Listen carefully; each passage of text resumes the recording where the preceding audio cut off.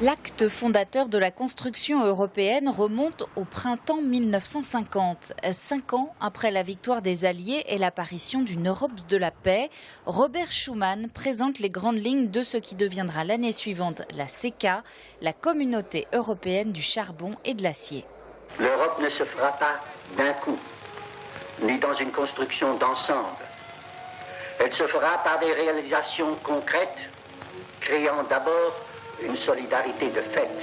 35 ans s'écoulent au cours desquels l'Europe passe notamment de 6 à 10, s'appelle désormais CEE, Communauté économique européenne, pose les fondations d'une politique agricole commune et supprime les droits de douane. Les affaires d'intérêt commun ne peuvent être valablement gérées que par un pouvoir véritablement commun.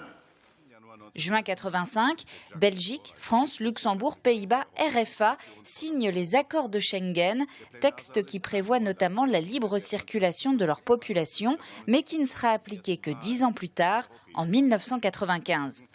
Hiver 92, fini la CEE, place à l'Union européenne. L'Union économique et monétaire est d'ailleurs lancée, la citoyenneté européenne apparaît, c'est le traité de Maastricht. Le plus grand moment, c'est quand j'ai obtenu l'accord unanime des 17 membres du comité chargé d'étudier l'Union économique et monétaire et d'en proposer et le contenu et la démarche. Parce que, croyez-moi, ça n'était pas facile, il y a eu des séances très chahutées. Un traité qui se matérialisera notamment 7 ans plus tard dans la toute dernière ligne droite du XXe siècle avec la mise en circulation de l'euro, cette monnaie commune à 11 des 15 pays membres de l'UE. 2005, coup dur pour l'Europe, la France et les Pays-Bas rejettent le projet de constitution, ce texte qui détermine le fonctionnement de l'Union européenne.